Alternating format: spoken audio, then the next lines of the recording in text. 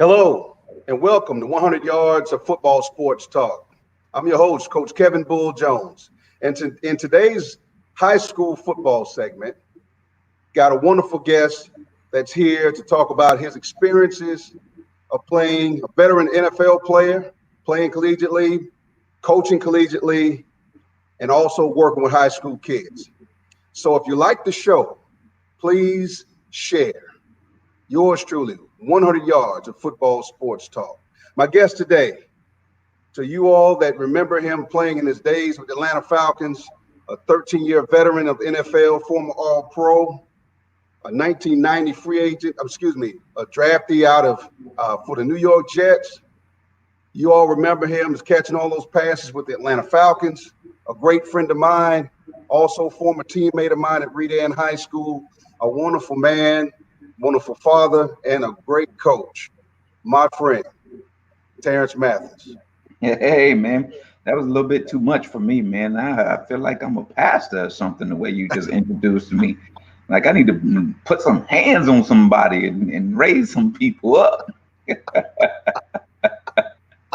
Well, in fact, and being in this coaching game that now you've crossed over into these waters and been in it for a while, I should say, you kind of see how this thing works, and that's another reason why I wanted you to come on the show is because of all the accomplishments you had playing coming from Redan High School. For us, you are a quarterback. When you got to New Mexico, you became a receiver, and the rest is history. Talk about that. Well, as you know, I was played quarterback at Redan High School, class of '85. I was recruited by Georgia Southern at the time, and the offensive coordinator. I was going to go to Georgia Southern to play football and be the heir apparent to Tracy Ham in that offensive scheme. But the head coach, the offensive coordinator, took the job at New Mexico, and he kept recruiting me. And he took me with him, and I got out there, and I was the number one freshman quarterback after a week. And then I moved up to third on the depth chart for the varsity. But the head coach went to the OC and says, hey, he cannot sit on the sideline, find a place to play him. So the OC said, can you play receiver? I says, Coach, I know all the plays. First scrimmage we played in, I touched the ball, went 60 yards untouched. I ran for a touchdown, and I threw for 2 touchdowns, and I caught a touchdown in that scrimmage. And I didn't start until the second week of the season. And against our rivals, New Mexico State, I caught 4 balls for 160 yards and 2 touchdowns. And after the game, I hugged the coach. I said, this is where I'm going to be. I like it. I like it. I don't have to get hit as much, and I can run free. I like it. And as you said, the rest was history for my college career. Absolutely. If I'm not mistaken, you were the first All-American at University of New Mexico. Had over 4,000 yards in receptions, and you had over 60 touchdowns. Now, if I'm not mistaken, T, that was the records. Those were the NCAA records at that time when you left after your 4-year career of collegiate football. Yeah, I was the first consensus All-American at the University of New Mexico. When I left college ball, as you stated, I had more catches, more yards, tied for touchdowns, was third all time in all-purpose yards than in the history of the game. So Right. you got to remember how many guys have played college football and went through college football who are Hall of Famers now that didn't garnish those numbers. So that was a lofty achievement for me. That's not why I went to school. It just happened that way, and I was blessed. And from that, I got an opportunity to play at the next level.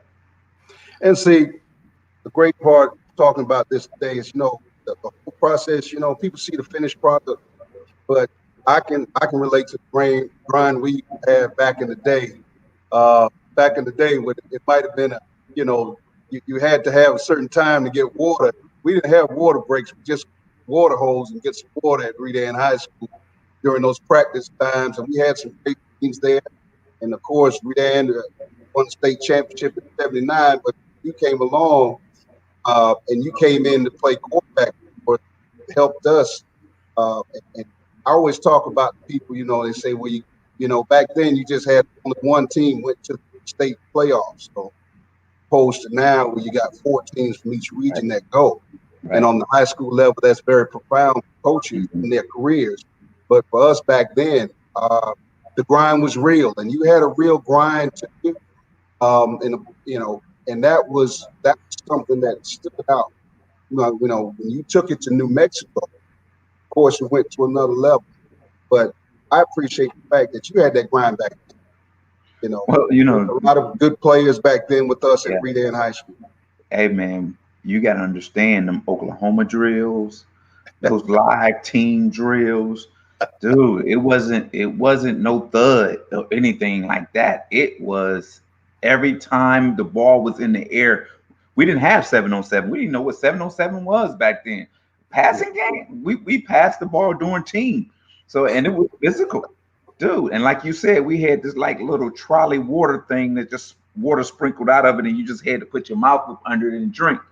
Hey man, and you got to think about it. Back, what helped me was guys. You guys were a year older than me, and you took me up under my wing, up under your wing, and I got a chance to get confidence because of you guys keep pushing me. And then I remember, man, I was 145 pounds back then, and having to hit you big old boys, and it prepared me for college. It did because I knew that if I didn't get hurt or die with you guys, I can play against anybody. Hats off to Coach Bill Clore, who was our coach back in those days, and may he rest in peace now. But those was the glory days and of course at Redan, they were back even when Kevin Butler was there, and back in the state championship years. There's always been some great coaching and great players. So let's talk about once you put all that together, and then when you left New Mexico, and then you went to the league, and in 1990, 5'10", 175 pounds, soaking wet maybe, and now you back there catching punts to make the team. Talk about that.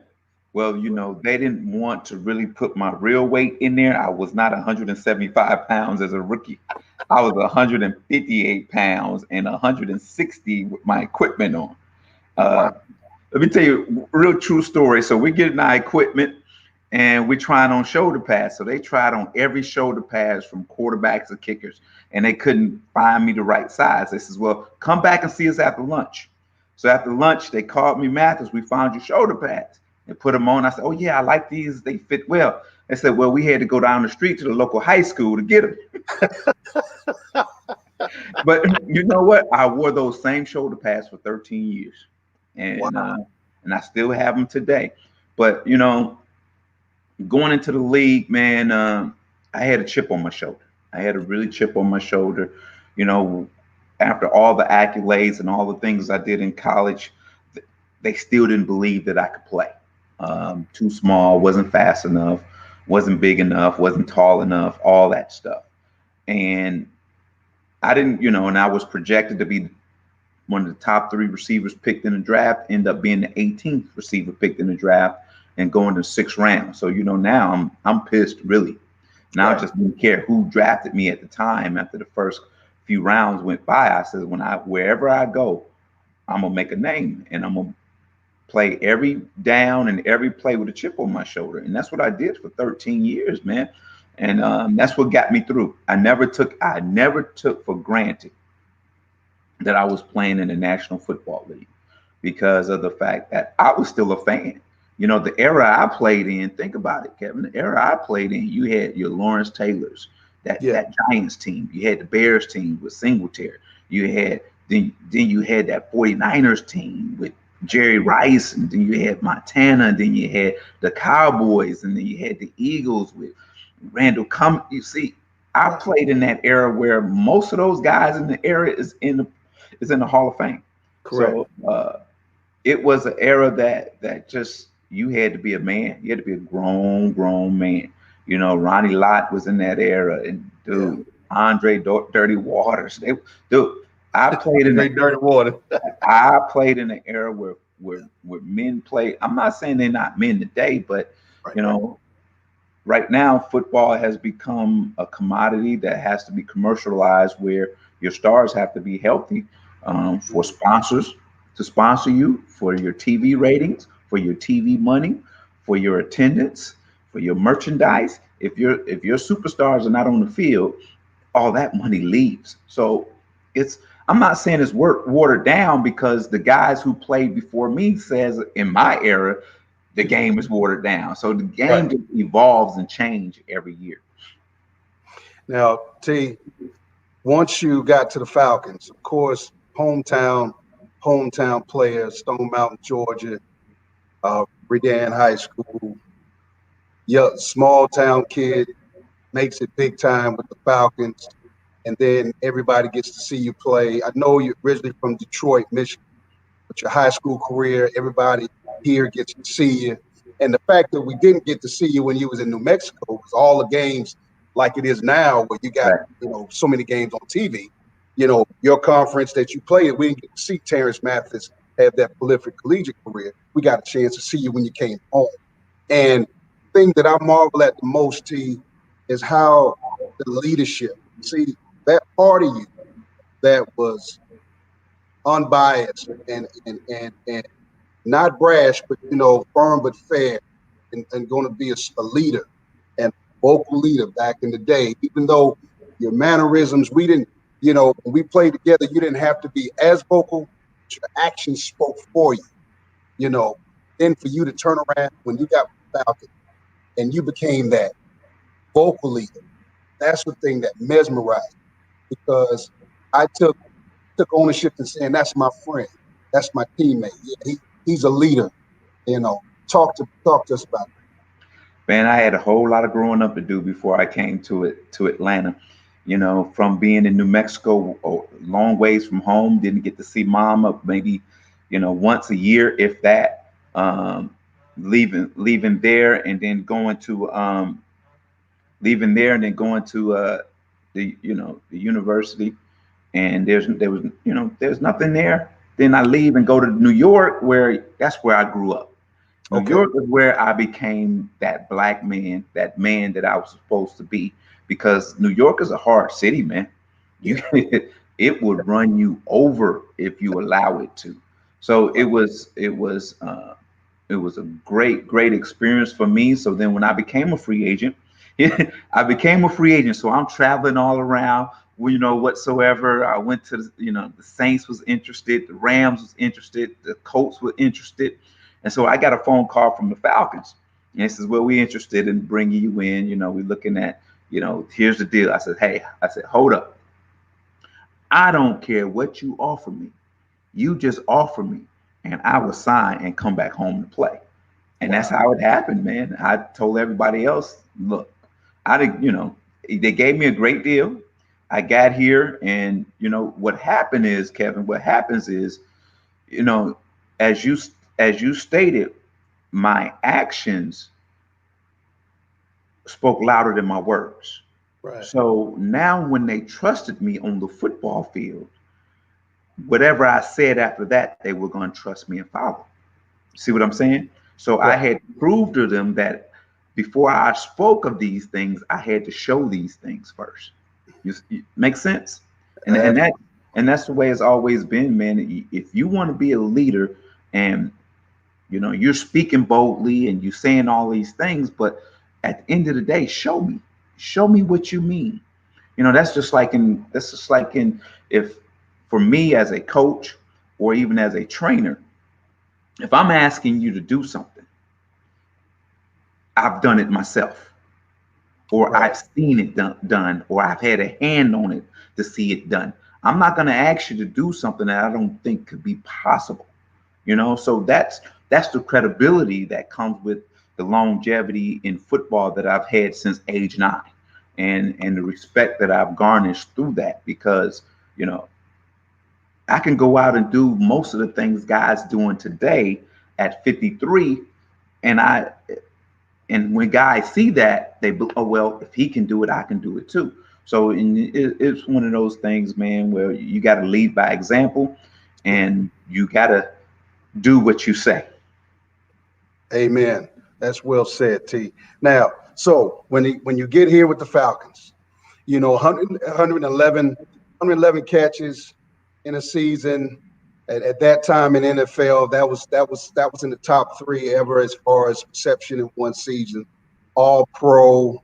You're currently still tied for the second as far as uh, touchdowns in a career. Your career, nothing to take away from the Jets' time. Like you said, that was a growing time for you. But the blossoming came here when you came back home, and you had a great career, had a chance to play in the Super Bowl. And the crazy part about that, T, is out of all the men that have played in the NFL, if you turned around and had everybody that ever played in the NFL told them to stand up in an auditorium, and then if you tell them, okay, if you have not played in a Super Bowl before, please sit down, and you watch how small that room gets. Yes. You were blessed to make it to that point and have a great season that year. But at the end of the day, you had a chance to get in front of the world to play the greatest game on the greatest night in the world. Even though it didn't end up the way we wanted it to be, you still had a chance to be a part of that. Talk about Well, this is an amazing stat too. There's a lot of Hall of Famers who never played in the Super Bowl. That's incredible. That is really, really incredible. I tell you what, man, when we were kids, we're playing, you always talk about playing in the Super Bowl. You talk about if you're a running back, getting the ball, scoring a winning touchdown. If you're a quarterback, throwing a winning touchdown. If you're a receiver, catching the winning ball. If you were a DB, picking it off, taking it six to win the football game or whatsoever, getting a sack. We've always played that game in our heads as kids. it. And when that night came, oh my God, Kevin, it was the pinnacle of my career. Pro Bowl, going to the Pro Bowl was fine and all that stuff, being an all pro, but playing in the Super Bowl was the pinnacle of success in your football career because this is what you dreamed of. This is what you've been talking about. This is the game you've played in your head ever since you were 6 or 7 years old. And now you get an opportunity to play in it. And I didn't want to disappoint. I wanted to win that game so bad, dude. And, to bring the championship home to Atlanta. That year was the year where fans really got engaged with the football team, Atlanta football team. And we wanted to win it, not just for ourselves, but for our fans. And when it didn't happen, it was a disappointment, but the reception we had when we came back was remarkable. It was almost like we won. We had a parade and everything down. I remember the parade. And, it was bittersweet because we were thankful, but at the same time, we were disappointed that we couldn't win that for the city of Atlanta. And the ironic part about that is having the chance to coach two state championship and coaching two state championship games. A lot of people, when I think about it, I had a veteran coach say to me, he said, "Coach, keep your head up about things with football. It's like peaks and valleys." He said, "But understand this: not everybody has gotten a chance to coach high school in a state championship game. Now, everybody can't say that." And it really brought some perspective for me. And then when I think about it, he made a lot of sense because this was a veteran coach talking to me who's had numerous kids and gone on NFL and college and then numerous great seasons, but never had the opportunity to play in a state championship game. So it humbled me. Mm-hmm. So for you, when you got to the latter part of your years, and of course, I remember when you used to have the Terance Loves Children's Foundation. You had a basketball game at Redan High School, and you brought Michael Vick. And I just watched how you tried to tutor and help out with that. And talk about that. Well, the foundation was dear to my heart. My mom, rest in peace, always told me to give back to the community and do what you can for those who can't do for themselves. And that's what I did. And when we brought that game to Redan High School, that was the first introduction of Michael Vick to the city of Atlanta. Right. And Michael Vick was like a little brother to me because I was the first person who called him after he got drafted. I was the first player he seen Mm. after he got drafted, and we were tied to the hip every day in that locker room. If he was on the training, I'll be on the training table icing, laying down. I look over, Michael Vick is sitting the training table next to me or laying next to me and asks me questions. Uh, I remember one conversation, he was conflicted about being the number one overall pick and as a African American quarterback. Okay. And he was conflicted about it, and he was, you know, how do I handle this? And I told him, I says, hey man, whatever you do from this day forward, you will either win or lose the community of Atlanta. And I said, just be you, man, have fun and just enjoy it, man, and relish it. I says, because they're gonna, you one of them now, and they're gonna take you on and your family to the city of Atlanta right now. And you can't do no wrong. Just go out and play and have fun. And that's what he did. And that's what he did. Wow. And see, those building blocks, listen to you talk about that now, T. Those building blocks, what I'm going to later is just talking about that coaching aspect because a mentor of mine, Chris Beal, who I love dearly, he was the first person to ever give me my high school coaching job. And at that time, he said he saw some things in me. And I'm looking at him at 24, 25. I'm Mm-hmm. young guy, and he's seeing something I didn't see, but it manifests itself later on that he said, I see something in you where you're a teacher and you're a leader of young men. And for me listening to you now, T, and for all the conversations that I'm sharing now, ones that we've already had, but I want Right. to share with all of the viewers that remember Terance Mathis, football player for the Atlanta Falcons, or pro Terance Mathis, the wide receiver for University of New Mexico, Terance Mathis, quarterback at Redan High School. I wanted that whole element of teaching. And when you played your final season, when you finished up the 1 year with the Steelers, here you had a line of demarcation of where Terance goes after this. Mm-hmm. And that's what I want to talk about now because you ventured and you were still having those, you still with your foundation had those football camps. I remember you calling me and saying, KJ, can you come work a camp? And I'd stop exactly whatever I was doing. All I Yes. need you to do is tell me where we could Yep. be. And I Yep. watched some of the kids that you work with then. And a lot of NFL guys or current ex-NFL guys work with kids. There was another different level to it that I saw. And Mm-hmm. that's what I remember when we were at various locations with your camps and the guys that you were tutoring. And you and I were talking about that receiver that I don't know if he was Fort Valley or Albany State, but he played with Seattle. And you Lock it. were mentoring this guy. Yeah. Lock And he it. was out here with us with a bunch of high school kids working Yep. out. He Working was out. working out like he was performing for some Yep. scouts in the stands. Well, Do you well, remember that? yeah, I remember that. But Kev, that's what you have to do when you take on kids.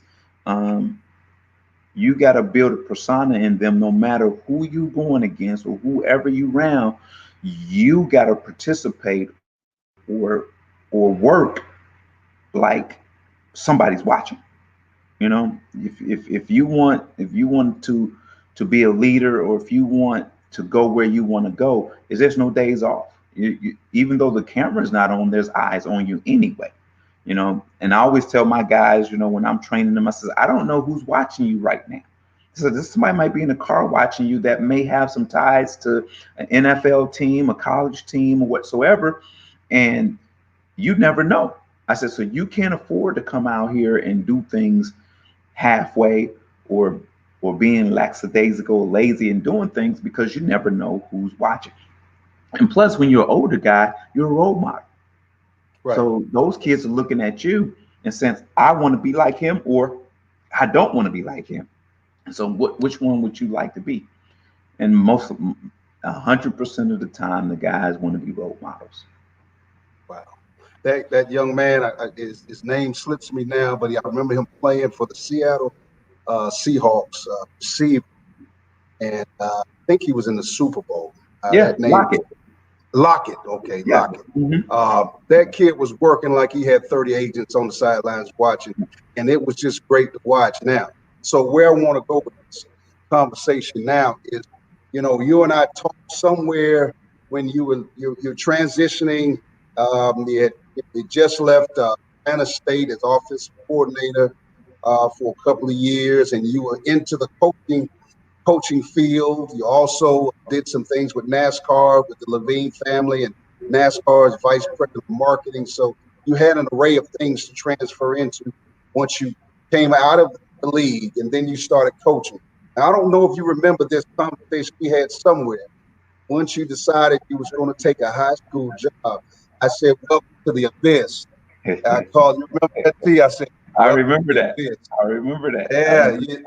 Yeah. Welcome, my brother, Yeah. to the abyss. I remember because that. it is a bottomless pit. Yes. Not negative. It's just a Yes. dark ride. Yeah. Whichever way it goes. Yeah. It has its peaks and valleys, as Yes. Ray Lewis likes to infamously say. I kept that phrase anyway. I hope Ray don't mind me using it because I use it with my players, peaks and valleys. But welcome to the abyss, because now you're on the ground level. Talk to viewers about how you came into decide finally coach a high school team here in Georgia. Well, after I left Savannah State in 2012, my son was starting to play football. And how I got into coaching, and I used to go watch him practice whatsoever when he was playing little league football at the park. And then one day I went to the coach and said, Coach, I love what you guys are doing.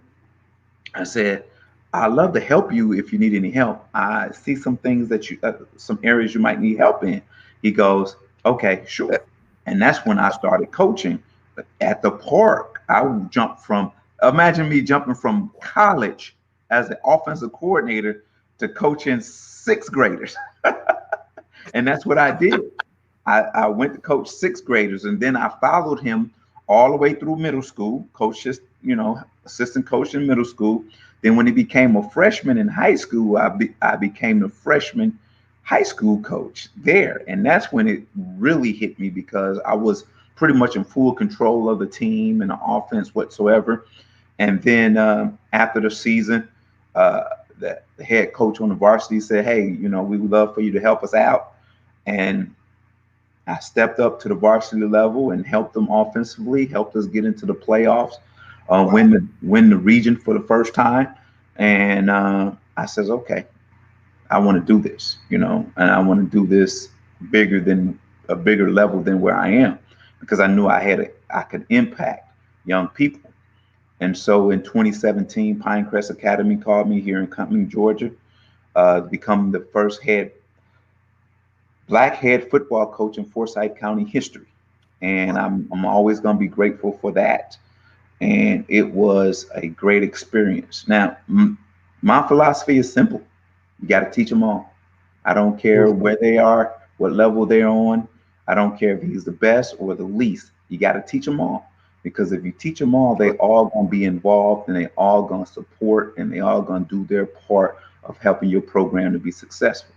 You have a lot of programs that will only teach the top 25 kids, and they won't teach the rest of them. And then when one of those kids get hurt, they're lost, because now this kid can't play, this kid can't do this, but you haven't taught him anything.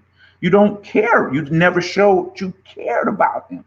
So how you expect him to play for you when you haven't taught him anything or give him any encouragement to tell him, hey, you're only an ankle spring away of being a starter or being an all-state football player. The thing is, Kevin, the other philosophy I have is this. My job is to teach you to do things that you think you can't do. That's my job. Or you're going to do things that you never thought you can do. That's my job.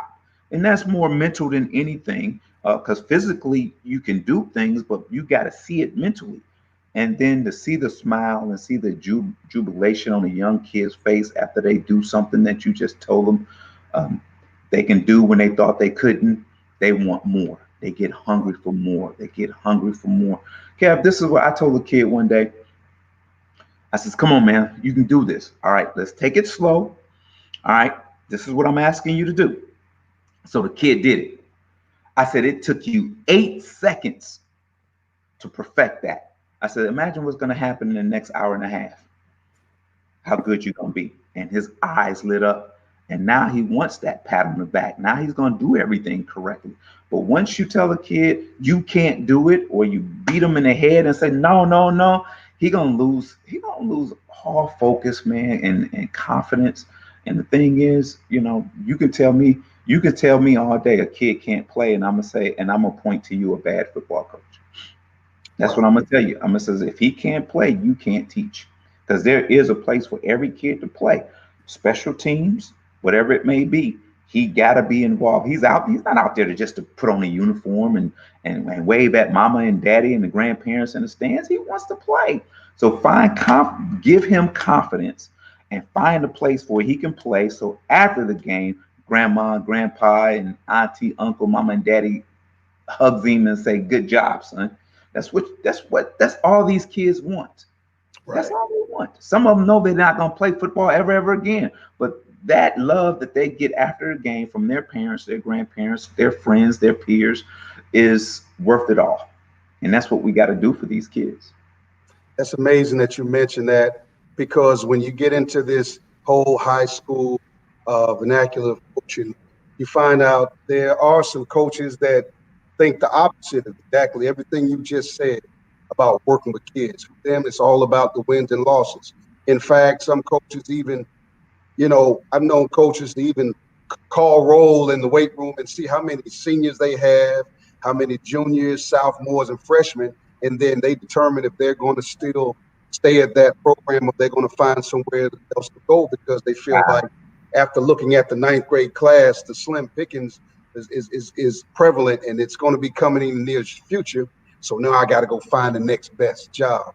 And in the midst of that, coaches tear up communities. They tear up kids, thought process in there, because now a new coach got to come in and he's got to marinate and learn the kids. And sometimes he can be even worse than what the kid already had. Right. And talk about that, because that's something that it's hard to explain because people don't believe it happens, but it does. Well, at the end of the day, coaches, it's not about you. It's about those players. If you're trying to live vicariously through your team and through your players because you missed your ship, that's wrong, man. It's their time. It's their time. It's time for you to invest into them and only them. And you got to do your best to be the best that you can be, to help them be the best that they can be. Okay, look, you can go 15-0. Somebody else is going to go 15-0 at some point. Somebody else going to win the region. Somebody else is going to win the state championship at some point. Whatever records you set, somebody's going to break it. So you can't live for that. But the thing is, if you can get your kids, I'm not saying scholarships, but you get your kids college ready or society ready, that's the one I want right there, because that's the one that's is longevity at the end of the day. We're in a day and time where it's all about how many offers I'm gonna get. Can I go to this school to get an offer whatsoever? An offer? You worried about an offer? Wow. You got an offer from a big time school, but guess what? There's 25 other kids at your same position got that same offer from that same school. That don't make you the best thing out there. You just got an offer. And that doesn't mean anything. There are over 4,000 football playing schools in America.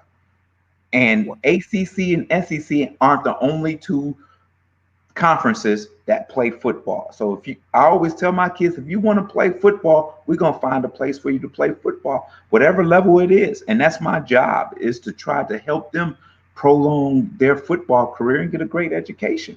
I'm not worried about the SEC or the ACC because at the end of the day, Kevin, you've seen it.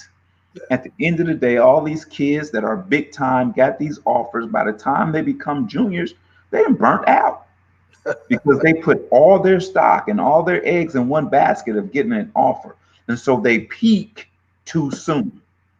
I want a kid, if I'm a college head football coach, I want a kid that's going to peak by the time he becomes a junior and a senior. Because if you're peaking right now as a senior in high school, you're big, you're strong, you're fast, and you're bigger, stronger, and faster than some of the juniors I have on my roster in college. I know what's about to happen. And because guess what? He did that just for an offer. But once you get offered, the next step is to get to college. And then when you get to college and you realize that there are 29 other kids that just got scholarships that are big, fast, strong, and then you got another 85 kids that's on the roster or under scholarship, well, 50 something kids under scholarship that's been there, and you look at them and you're going, oh my goodness, where do I fit in? You never thought about that. All you cared about is the offer. And you never got yourself together physically or mentally of what you're about to see. And that's where coaches go wrong. And I'm not saying you have to ever play at that level, at the college level or the NFL level to get these kids prepared. But what you have to do, you got to go to clinics, you got to do camps, and you got to see these guys up close so you can come back and report to your guys, this is what I've seen, and this is what you need to do to get ready. Because coaches will say, oh yeah, over the last 5 years, I have 25 kids that go D1. How many are still there? Wow. How many are still there? That's what I want to hear. How many are still there? And that's the question. Even if he does not become a star, or if he does not even play a down in college football, did we prepare him to get an education and be viable in our society? That's what we have to do at the high school level. We got to get these young men ready for society, not only college, because they got there on their merits of the classroom and their talent. But now, how do we prepare them for life? So get them through what's about to happen in the social atmosphere in the colleges and what's about to happen once you leave college. Our jobs is to plant that foundation and make it strong so everything that they post will be stable. That's amazing, T. That is the true emphasis of beyond just football, but helping people become better people, and our boys become men and become better in society. And it brings me back to the point back with these, the scholarship deals, and it's so amazing now because you see now teams like New England Patriots, all their guys didn't come from 5-star, 4 stars, even 3 stars. Matter of fact, they all didn't come from the SEC, ACC.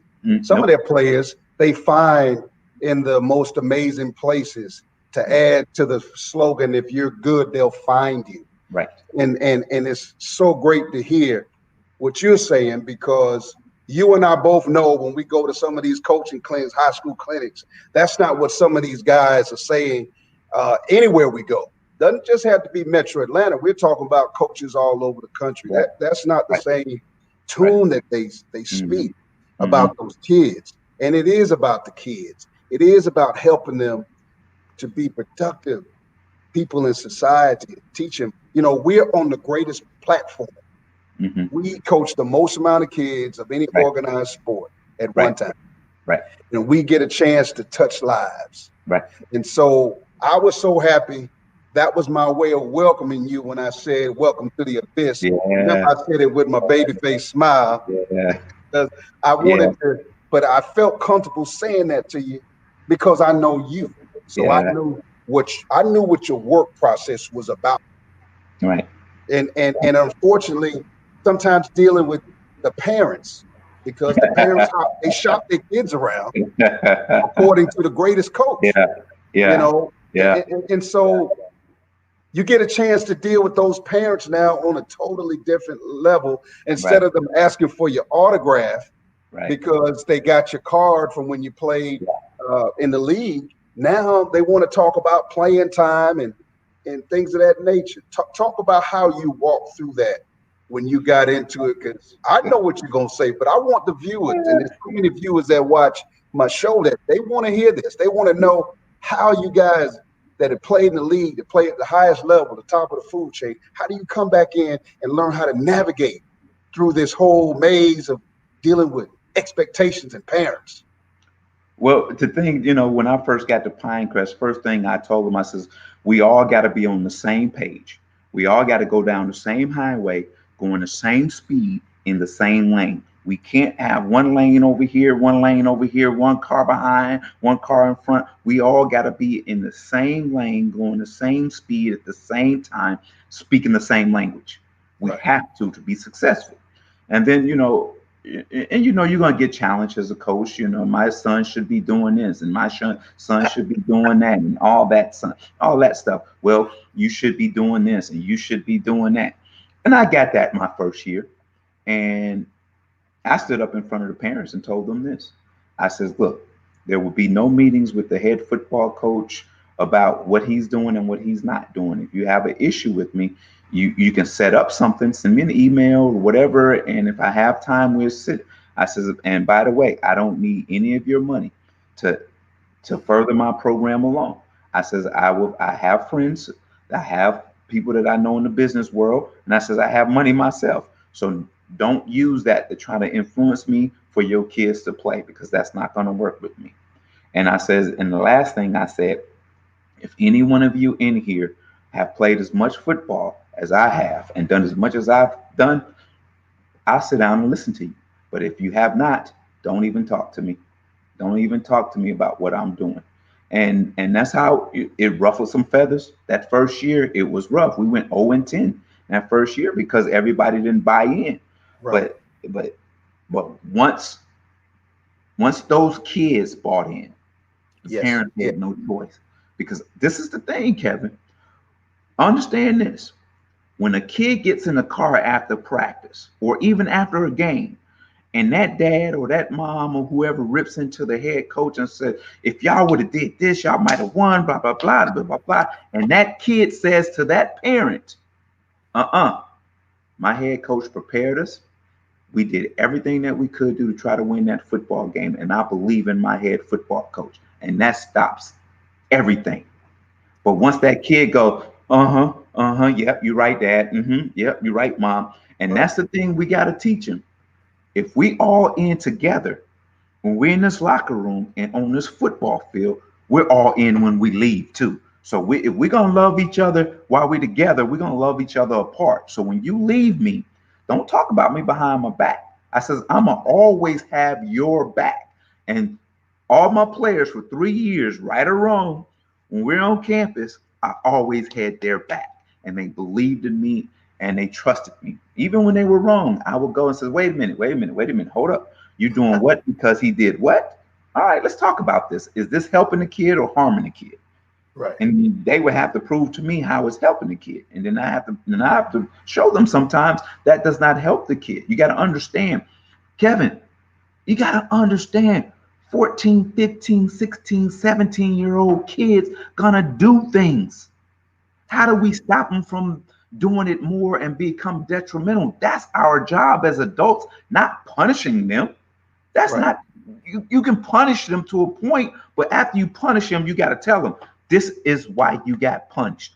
And we don't want that kind of behavior because this could affect you down the road somewhere. But coaches, they want to run you to your pew to show some kind of leadership. I'm bigger and badder than you. That ain't helping the kid. You're just losing the kid when you do stuff like that. Wow, that's so amazing.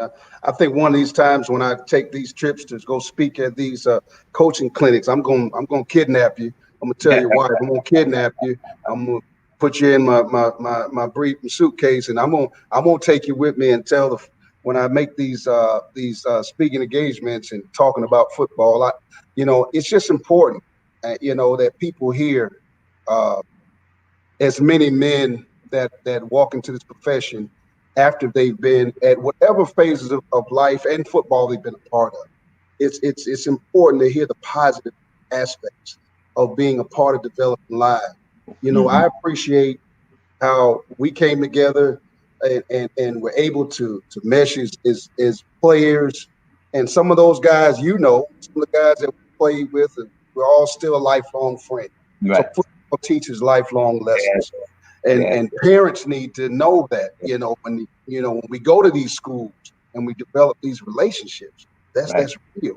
Right. You and I share a wonderful blessing of a brotherhood of friends that'll never go away. We're always a phone call away from each other. Right. And those are the things that I was so glad that you got into it, because I wanted people to see the other side of Terance Mathis. Right.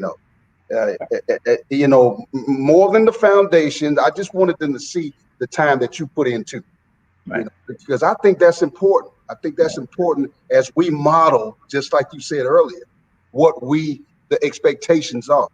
Right. We model that, and that's the part that I want to see going forward. And that's why I wanted you to come on the show. I thank you. I thank you for taking time. I know you're currently at Blessed Trinity High School, a powerhouse in football, and I know you all have already started the season, and I know you're helping being part of a great staff there, and hopefully I get a chance to see you. Yeah, man. We'll fit it up on the open dates. Yeah. But hey, T, I want to say thank you, you, my brother. I know. I want to leave you with this. I know we got about a minute or so left. Yeah. I want. This is one thing, Kevin. Is this? I believe God put me at Pinecrest for a reason. He gave me a team of. We've had the most I've ever had on my roster was 34 kids, and 10 or 12 of them were freshmen, so they didn't play. So we were playing sometimes with 26, 22 kids on the roster, and I had to teach them all. He humbled me to prepare me for whatever's next. So when I left Pinecrest, instead of giving me another job, he humbled me again to put me as an assistant, not an O coordinator, not an assistant head coach, not a head coach, as a receiver coach, to humble me once again, to let me know that what you do is precious, and it's not about you, it's about the kids. So coaches, kids first. Kids first. Remember that. It's the kids first. Thank you so much. Thank you so much. Thank you so much, T. I mean, those words resound for me, and I'm glad that you came on the show. I want you to get a little further in your season. I want you to come back later on in the season, and I want to tell you thank you. I love you. I thank you for spending time with me. Hugs and kisses to the family. I will. And until we get a chance to talk again. So that's it, viewers. Thank you so much for taking time to watch us. We are 100 Yards of Football Sports Talk. We'll see you later.